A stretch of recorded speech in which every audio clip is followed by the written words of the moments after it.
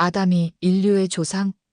기독교에서는 아담을 인류의 조상이라고 하지만 성경은 그렇게 말하고 있지 않다. 아담이 에덴 동산에서 쫓겨난 뒤 가인과 아벨이라는 자식 둘을 낳았는데 첫 아들인 가인이 자신의 재물을 여호와가 받지 않고 동생 아벨의 재물을 받는 것에 질투가 나서 동생 아벨을 죽인다. 그 벌로 가인이 저주를 받아 살던 땅을 떠나 돌아다녀야 하는 신세가 되었는데 그때 가인이 자기를 만나는 자마다 자기를 죽이려고 할 것이라고 걱정하니 여호와는 가인을 죽이려고 하는 자는 벌을 7배나 더 받게 하겠다고 가인에게 표를 주신다. 창세기 4장 14절 15절.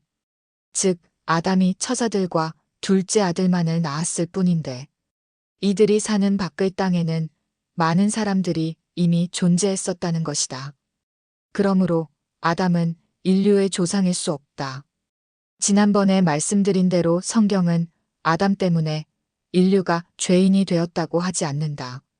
도리어 아담과 같은 죄를 짓지 않은 사람들이 있다고 하고 로마서 5장 14절 더더욱 아담이 모든 인간 인류와 관계한다고 하지도 않고 많은 사람과 관계한다고 한다. 로마서 5장 15절.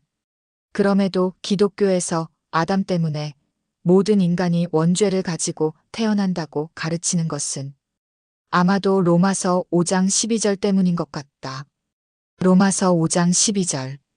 그러므로 한 사람 아담으로 말미암아 죄가 세상에 들어오고 죄로 말미암아 사망이 왔나니 이와 같이 모든 사람이 죄를 지었으므로 사망이 모든 사람에게 이르렀느니라.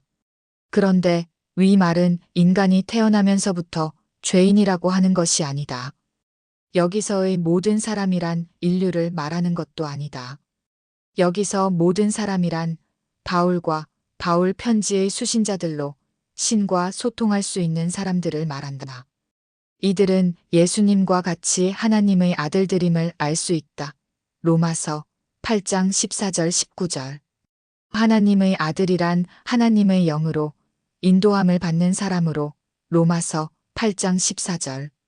하나님이 미리 정하여 놓으신 자들이다. 로마서 8장 29절.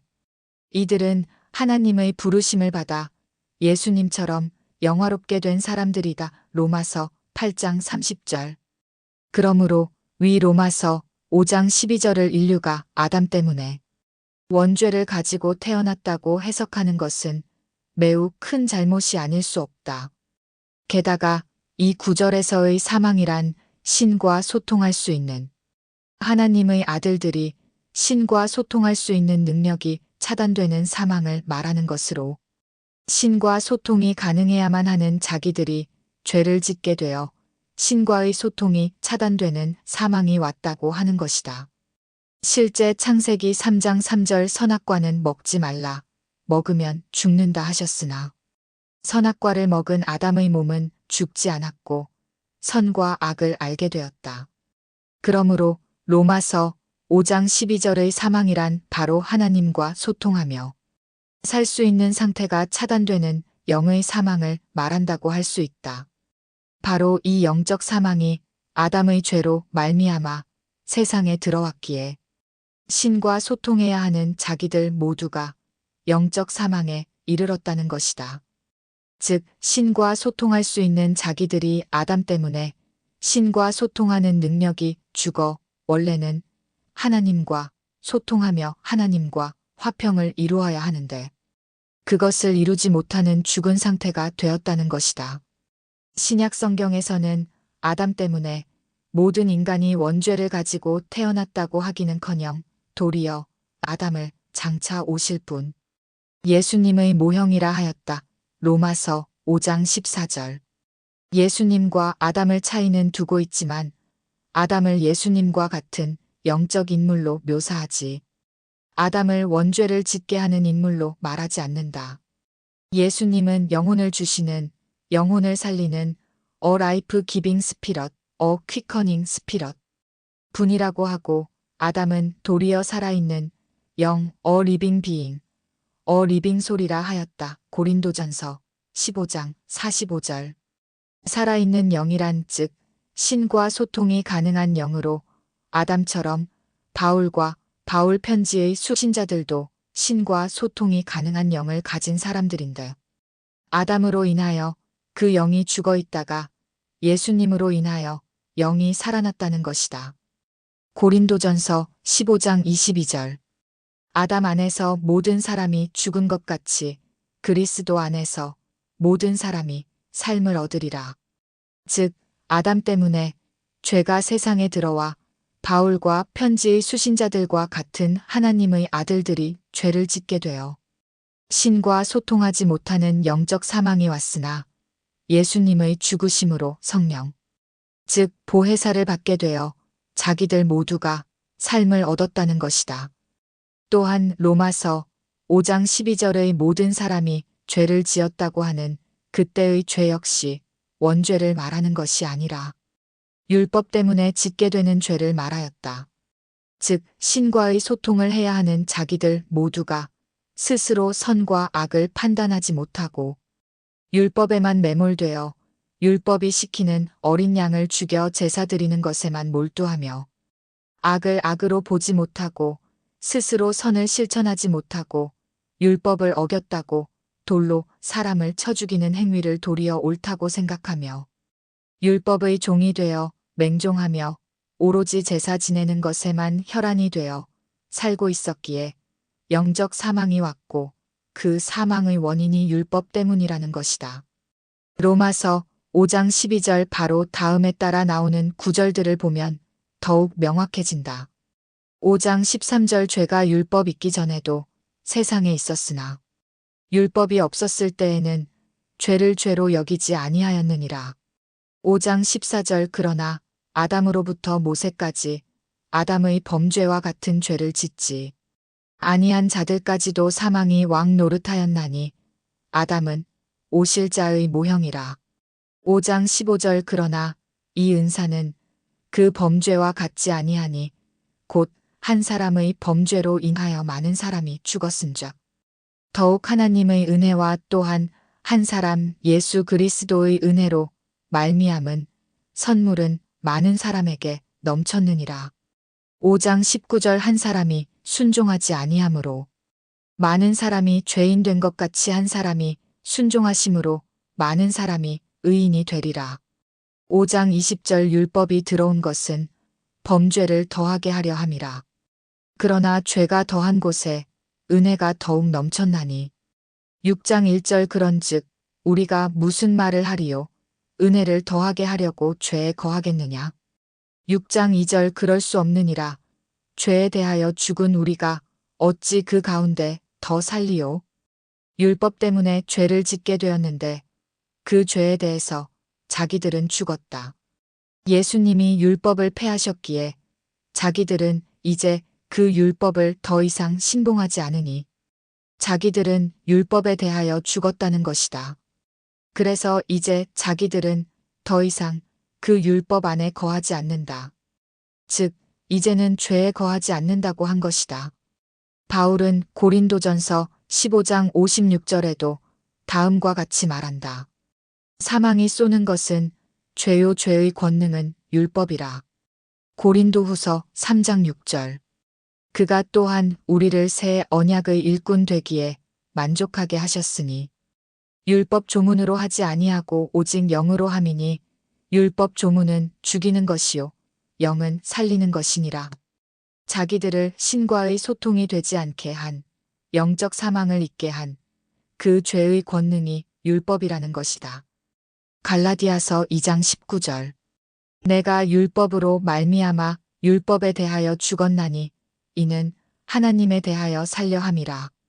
위 내용을 전부 종합해보면 그 당시 하나님의 아들들, 즉 종교 지도자들은 모두 사망의 단계에 빠져 신과 소통을 하지 못하여 하나님의 영광에 이르지 못하고 있었다는 것으로 로마서 3장 23절, 즉 모두가 율법이 시키는 대로 제사 행위만 하면 되는 줄 알고 어린 양을 죽여 제사 지내는 것에만 몰두하며 율법의 노예 율법의 종이 되어 선과 악을 구별하지 못하고 자신들도 죄를 짓고 또 일반 사람들에게도 죄를 짓게 하고 있었다는 것으로 마태복음 23장 13절 15절 예수님 때문에 예수님이 그 모세의 율법을 폐하시어 그 율법으로부터 해방시켜 주시고 더더욱 예수님의 죽으심으로 성령 보혜사를 선물로 저절로 주시어 스스로 선과 악을 분별할 수 있게 되니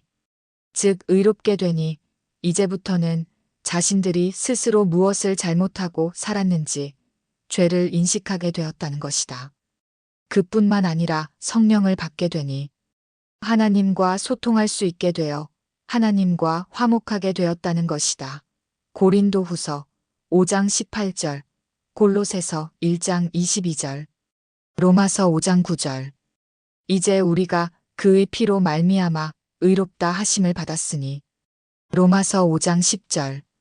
곧 우리가 원수 되었을 때 그의 아들의 죽음으로 말미암아 하나님과 화목하게 되었은즉 로마서 5장 11절. 그뿐 아니라 이제 우리로 화목하게 하신 우리 주 예수 그리스도로 말미암아 하나님 안에서 또한 즐거워하느니라. 신약 성경은 끊임없이 율법 모세의 첫 언약이 문제이고 첫 언약 때문에 도리어 죄를 짓게 되었다고 하는데도 대부분의 교회에서는 그 얘기는 빼고 예수님을 원죄를 사하신 분으로 원죄와 연결시키는 것이다. 그러나 원죄란 성경에 나오지도 않는 말이다. 로마서 7장 4절.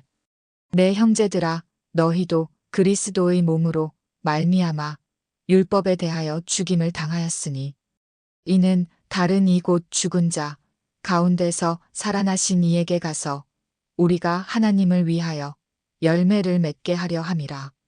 로마서 7장 6절. 이제는 우리가 얽매였던 것에 대하여 죽었으므로 율법에서 벗어났으니 이러므로 우리가 영의 새로운 것으로 섬길 것이요 율법 조문의 묵은 것으로 아니할지니라. 로마서 10장 4절. 그리스도는 모든 믿는 자에게 의를 이루기 위하여 율법의 마침이 되시니라. 신약 성경 어디를 펴도 나오는 그 모세의 율법 첫 언약에 대한 것은 어디로 버려버리고 성경에 한 번도 나오지 않은 원죄를 들먹이며 예수님이 한 번도 언급하지 않은 아담 때문에 인간이 원죄를 가지고 태어났고 예수님이 그 원죄를 사하신 것처럼 기독교가 가르치는지 도무지 이해할 수가 없다. 아담은 생명을 가진 자, 즉 살아있는 영, a living being, a living soul을 가진 자라 하였으니 아담은 신과 소통하는 사람들의 조상은 될지언정 인류의 조상은 아니다. 실제 성경을 읽으면 일반 사람들과는 전혀 다른 매우 신비로운 사람들이 존재함을 알 수 있다. 몸은 그 장소에 없어도 마치 그 장소에 있는 것처럼 보고 듣기도 하는 사람들이다. 고린도전서 5장 3절. 내가 실로 몸으로는 떠나 있으나 영으로는 함께 있어서 거기 있는 것 같이 이런 일 행한 자를 이미 판단하였노라. 골로새서 2장 5절. 이는 내가 육신으로는 떠나 있으나 심령으로는 너희와 함께 있어 너희가 질서 있게 행함과 그리스도를 믿는 너희 믿음이 굳건한 것을 기쁘게 봄이라. 또한 예수님의 제자들과 성경을 쓴 바울은 우리 일반인들과 전혀 다른 사람들임을 알 수 있다. 이들은 병자 고치는 것은 물론이고 귀신도 내어 쫓아줄 수 있다. 사도행전 5장 16절, 8장 7절, 16장 18절. 베드로는 걷지 못하는 사람을 걷게 하기도 하고 사도행전 3장 5절부터 8절. 그가 워낙 기적을 행하니 사람들은 그의 그림자 안에 들어가고자 했다. 사도행전 5장 15절. 바울 또한 몸에 있던 손수건이나 앞치마를 가져다가 병든 사람에게 얹으면 그 병이 떠나가고 악귀도 나간다. 사도행전 19장 12절. 어찌나 신비로운 능력이 많았던지 사람들은 바울을 신이라고 하며 그래서 제사까지 지내려고 한다. 사도행전 14장 11절부터 13절. 이들은 일반인들과 전혀 다른 그룹의 사람들이다. 아담은 인류의 조상이 아니라 이러한 사람들의 시조라고 보면 맞을 듯하다.